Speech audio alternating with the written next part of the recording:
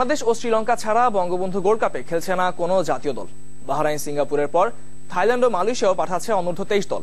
তবে এই টুর্নামেন্টকে স্বীকৃতি দিয়েছে ফিফা। টুর্নামেন্টে বাংলাদেশ দলের দায়িত্ব নিতে অবশেষে শনিবার সকালে ঢাকা আসেন লুডভিগ ডি ক্রুইফ। সাজ রব মতিঝিলের ফুটবল ভবনে বিশাল ব্যানার, নানা সাইজের পোস্টার আর বিলবোর্ডে ছেয়ে গেছে পুরো ভবন।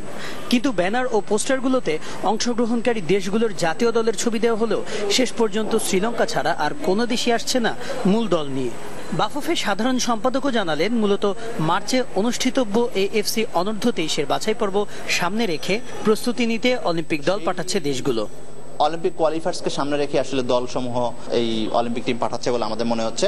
আমাদের টুর্নামেন্টটি হচ্ছে অলিম্পিক এবং জাতীয় ফুটবল দলের সমন্বয়ে একটি আন্তর্জাতিক টুর্নামেন্ট। অংশগ্রহণকারী দেশগুলোর মধ্যে সবচেয়ে শক্তিশালী থাইল্যান্ড অনূর্ধ্ব 23 দল। গত বছর ইনচনের এশিয়ান গেমসের সেমিফাইনাল খেলে দেশটি। শুধু তাই নয়, 5 বারের দক্ষিণ পূর্ব এশিয়ান গেমসের চ্যাম্পিয়নও তারা। তবে জাতীয় দল না আসলেও ফিফা স্বীকৃতি মিলেছে এই টুর্নামেন্টের।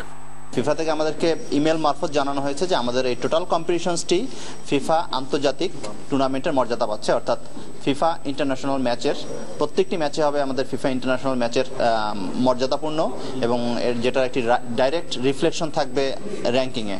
এছাড়া জাতীয় দলের দায়িত্ব নিতে শনিবার ভোরে কোচ লুডভিগ ডি ক্রুইফের ঢাকা আসাও নিশ্চিত করেছে ফেডারেশন। এই দলগুলোর অংশগ্রহণে খুব ভালো একটি টুর্নামেন্টটি আমরা আয়োজন করতে পারবো। কনক মাহমুদ, চ্যানেল 24, ঢাকা।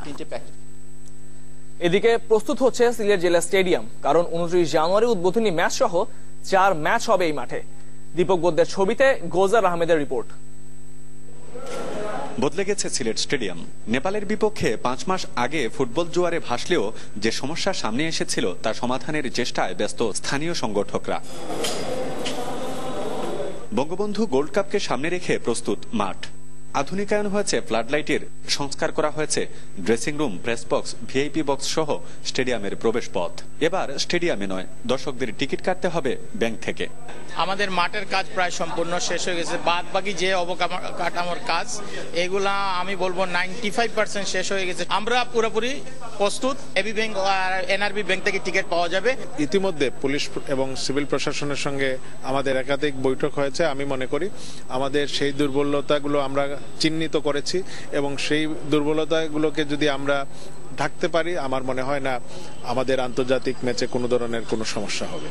আন্তর্জাতিক এই আসরকে ঘিরে নেওয়া হয়েছে কঠোর নিরাপত্তা পরিকল্পনা। 5 স্তরের নিরাপত্তা ব্যবস্থা থাকবে টুর্নামেন্টে। এখানে ইন্টারন্যাশনাল যে মান, সে মানে 5 লেয়ার 5 স্তরের নিরাপত্তা ব্যবস্থা থাকে।